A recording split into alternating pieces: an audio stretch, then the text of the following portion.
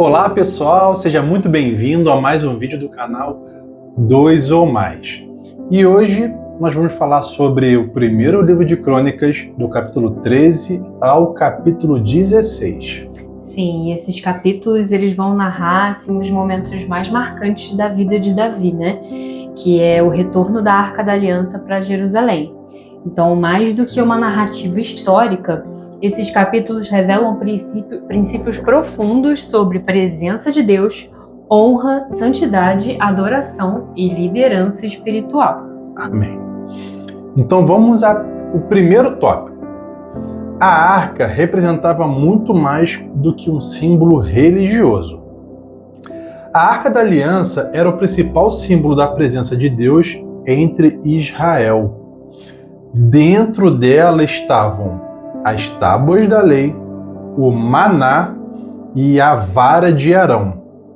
Mas o ponto central não era o objeto em si, era aquilo que ela representava, a presença manifesta de Deus.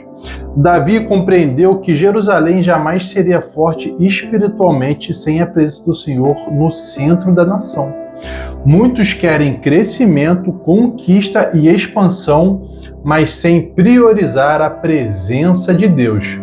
Davi entendeu que primeiro vinha a presença, depois o reino. E a reflexão aqui é: o que ocupa o centro da nossa vida hoje? Presença ou aparência? É algo que a gente já vem se questionando, né, ao longo desses estudos, assim, ainda mais com toda a narrativa sobre Saul, né? Sim. Que tinha toda uma questão da aparência e tal. E é interessante observar como no primeiro momento Davi quis levar a arca, né, de qualquer jeito, e aí os bois tropeçaram, Sim. E aí Uzá tentou segurar a arca e foi fulminado, né? Sim. Tipo, pagou com a própria vida, porque a lição que fica é que a gente não trata das coisas de Deus de qualquer jeito. E não adianta fazer mas eu tive a melhor das intenções. Porque Uzá teve. Sim, mas não queria deixar ali pagou com a vida. Só que não era a forma correta de carregar. Né? E aí depois Davi reconhece que a arca só poderia ser carregada pelos levitas, então tinha toda uma forma certa de carregar a arca. Ele convocou os levitas, os levitas para fazer esse deslocamento da forma correta, como o Senhor ordenou, né? Então, ele realmente estava ali já entrando nesse lugar de consultar o Senhor para todas as coisas. 2. O erro de Uzá mostra que boa intenção não substitui obediência.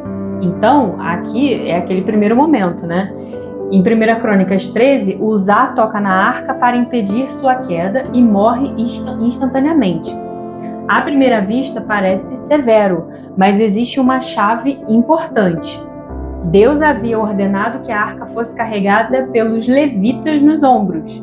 Davi copiou o método dos filisteus, carro de bois. O problema começou antes do toque de Uzá. Então, exatamente o que eu estava falando aqui. Sim. Os filisteus carregaram a arca em carros porque não conheciam a lei. Mas Israel conhecia. Então não é mais agir na ignorância. Não. Né? Não basta ter sinceridade. Há áreas em que Deus exige obediência específica. Você está tentando sustentar com esforço humano algo que deveria ser carregado em santidade? Uau! Uma coisa também que me saltou aos olhos na palavra é que mas Deus foi muito duro com Uzá. Sim, foi. Mas uma coisa também que a palavra deixa muito subjetivo, mas está ali, é que Uzá morre na presença do Senhor. Isso me saltou muito os olhos, porque se ele tivesse só sido morto por ter sido morto, não falaria isso. Mas a palavra deixa claro que Uzá morre na presença do Senhor. Então, no meu entendimento, é como se tivesse assim: você morreu sim, porque você não respeitou, mas está na minha presença. Né? Então isso traz até um afago, né, no coração. Caramba, não foi de todo ruim, né? Então, bem observado. 3. Obed-Edom descobriu o segredo da presença. Após a morte de Uzá, a arca fica 3 meses na casa de Obed-Edom. Resultado: sua casa prospera, sua família é abençoada e tudo ao redor floresce.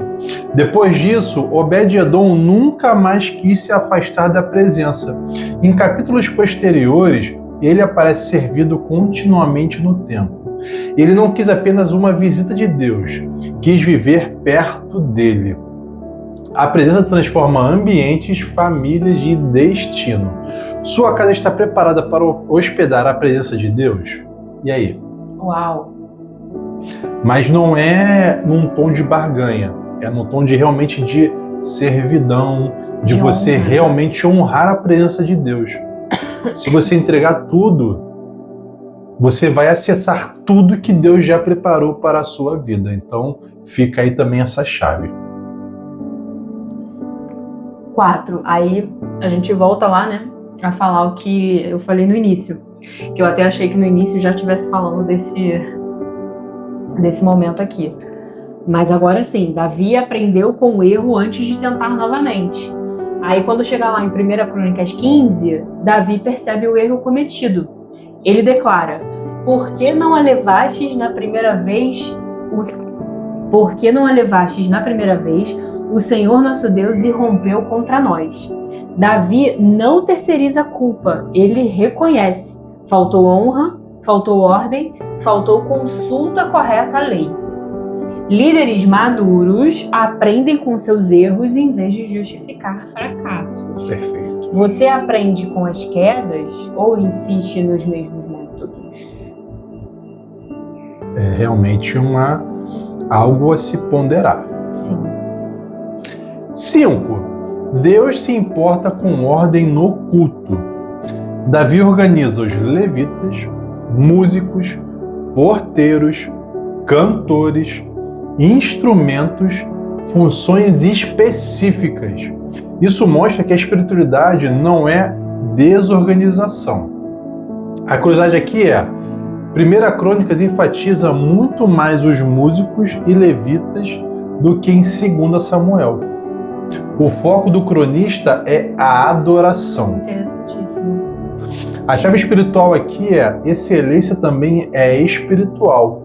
Há pessoas que confundem mover espiritual com improviso permanente. Mas Davi organizou tudo cuidadosamente. A reflexão aqui desse tópico: você trata as coisas de Deus com preparação ou apenas emoção? Nossa! Uau! Muito bom isso aqui pra gente refletir. Uma coisa que me marcou muito que a gente leu, né, sobre a questão das estratégias de Joabe, né? Ele era um grande estrategista, comandante do exército, assim. E aí, lá nos estudos anteriores, fica essa reflexão, né? Pô, você tá promovendo estrutura, tá se organizando, tá tendo estratégia e estrutura para as coisas de Deus, né? Até mesmo para você conseguir acessar, receber, estar pronto para receber. É avançar, né? E tudo isso tem que ser dentro das leis de Deus. Exatamente. Porque se você faz na força do seu braço, você até pode conquistar. Mas você não vai ter paz. Você sempre vai ter que estar ali fazendo 10 pratos girarem ao mesmo tempo. Entendeu? E quando você faz isso na presença do Senhor, tudo vem com paz. Sim. Entende? Então não adianta fazer de qualquer jeito. Não adianta mesmo. 6. A dança de Davi revela adoração sem orgulho. Davi dança diante da arca com todas as suas forças. Uau. Aquilo não era performance, era quebrantamento. Enquanto alguns observavam dignidade exterior, Davi estava consumido pela alegria da presença. Nossa, imagina. Cara, é a presença pura. Nossa. Mical desprezou Davi porque ela enxergava aparência real. Davi enxergava glória divina. Orgulho e adoração profunda raramente caminham juntos. Você adora para Deus ou para a aprovação das pessoas? E isso aqui é tão forte porque Mical desprezou Davi, Deus a pune e ela se torna estéril. Ela nunca deu um filho para Davi por conta desse ato de desprezo. Porque ela não desprezou Davi. Ela desprezou a presença. Exatamente. Então a gente percebe que a intenção do coração, ela sempre é o que de fato vai importar. Então você pode parecer ser espiritual, mas se você de fato não for, você vai sofrer as consequências disso. Deus, ele não quer você por metade, ele quer você por completo. Né? Verdade. Então, que fica essa reflexão. Uma coisa que eu acho que fica aqui também, né, sobre essa questão de tipo, você adora para Deus ou para a aprovação das pessoas, às vezes, é uma coisa que acontece comigo, às vezes eu me pego assim no culto, no momento de adoração, eu tô mais quietinha, né, tô ali, tô conectada, tô mais quieta e tal. E às vezes, muitas vezes eu já me peguei perguntando, pô, será que as pessoas podem estar pensando que eu não tô adorando, que eu não tô ali conectada naquele momento, né? E isso ao longo do tempo eu fui aprendendo a deixar de lado, assim, não me preocupar. Isso acontecia muito no início. Porque a gente fica com essa ideia de que, ai, não, mas a gente tem que mostrar que a gente tá ali, e chorar e se jogar. Não é. Só você sabe, só você sente a forma como você se conecta com o Senhor. E muitas das vezes você vai ficar só sentadinho, né, quieto ali e tal, só sentindo a presença. Às vezes você nem sente vontade de cantar, você sente só vontade de ficar sentindo a presença. E aos poucos você vai se soltando disso, assim, você entende que, cara, é Deus que importa, é o seu relacionamento com Ele que importa. Então, verdade. É interessante. 7. O ministério de música nasceu antes do templo. Em Crônicas 1, capítulo 16, Davi estabelece ministros de louvor continuamente diante da arca. Isso me remete aos anjos que ficam diante do trono, né, em honra a Deus. E aí isso é impressionante.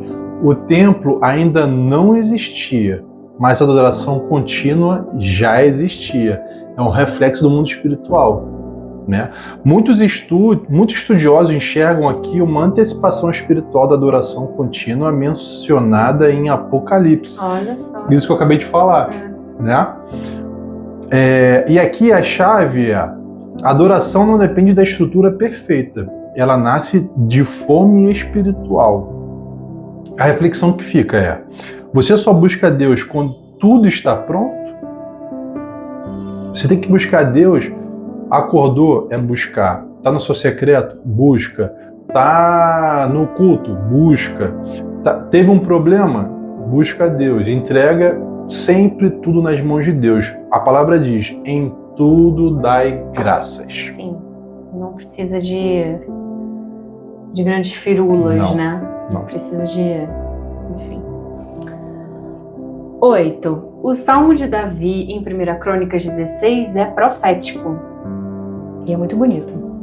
Parte do Salmo registrado aqui aparece também nos Salmos 96, 105 e 106. Sim. Davi mistura gratidão, celebração, memória, profecia e exaltação.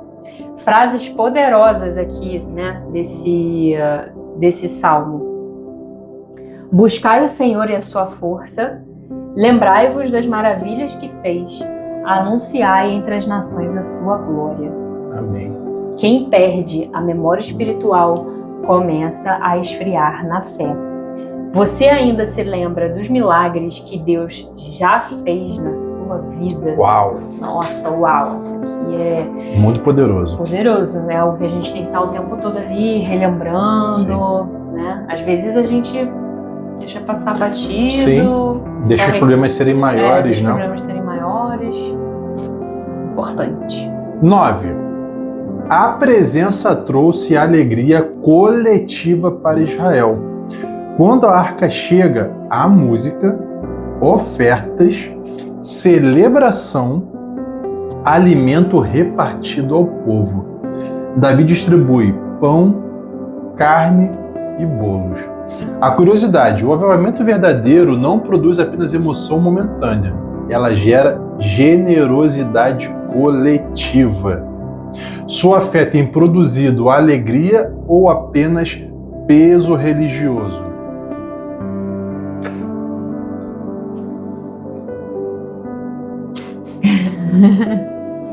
Sem mais. Sem mais. 10. Jerusalém se tornou centro espiritual antes de ser centro político. Davi compreendeu algo poderoso. Antes de consolidar poder político, precisava estabelecer um centro espiritual. A presença veio antes da expansão do reino. Isso explica porque Davi foi diferente de Saul. Saul queria manter posição, Davi queria manter presença. Quem constrói sem Deus até cresce rápido, mas dificilmente permanece. Você está construindo sua vida em volta da presença de Deus ou apenas tentando encaixar Deus naquilo que já construiu? É uma reflexão poderosa também. Deus não cabe nos nossos sonhos, mas os sonhos de Deus cabem na nossa vida. Sim. Basta você, de fato, se alinhar à vontade dele, né? E os sonhos dele são muito melhores do que os nossos. Nossa, muitos. Com certeza. E a conclusão é o seguinte: a presença de Deus não pode ser tratada de qualquer maneira. Santidade continua sendo importante. A adoração verdadeira exige entrega. Deus honra quem aprende com os erros. Uma casa que hospeda a presença nunca permanece igual. Davi entendeu que o maior tesouro de Israel não era o exército, o ouro ou o trono, era a presença de Deus. E aí chegou aquele momento, né, que é para trazer reflexão profunda. Deixa eu beber uma aguinha pra dar uma... E aí, posso? Uhum. Perguntas para reflexão. É isso aí, ó. Então vamos lá. Em quais áreas da minha vida estou tentando carregar a arca do meu jeito, sem obedecer completamente à direção de Deus? Muitas áreas a gente faz isso, né? Muitas. Fiquei aqui pensando. 2. Minha casa tem sido apenas um lugar de rotina ou um ambiente preparado para receber a presença de Deus, como aconteceu com Obed-Edom? Forte. 3. Eu busco mais os benefícios de Deus ou a presença dele acima de qualquer conquista material e emocional? Nossa. Respira, respira. 4. Quando erro espiritualmente, ajo como Saul, justificando minhas atitudes, ou como Davi, reconhecendo e corrigindo o caminho? 5. A minha adoração é verdadeira diante de Deus ou ainda está presa ao medo da opinião e à aprovação de pessoas? Então, você que ficou até aqui, que você possa ter uma atitude como Davi, não como Saul. Sim. E que você possa entender que a arca, que é a presença, ela é sempre a coisa mais importante, né? Exatamente. E nunca se esqueça que nós estamos aqui para te dar suporte, te ajudar. Se você precisa de um conselho, de qualquer coisa, procure a gente. Tem o nosso Instagram, o nosso TikTok, tem o nosso YouTube também, pode deixar através dos comentários, tá? Que a gente faz uma oração pela sua vida, pela sua casa, não é verdade? Verdade. Por favor, nos ajude a também levar esse material para outras pessoas, curtindo, comentando, compartilhando, porque isso faz o YouTube olhar com outros olhos para o nosso material, tá? E nunca se esqueça que onde há 2 ou mais reunidos em nome dele, Ele estará presente e nos ouvirá. Sempre nos ouve. Tá bom? Esperamos você aqui amanhã, certo? Para darmos continuidade à próxima porção. Combinado? Combinado. Combinado aí? Shalom!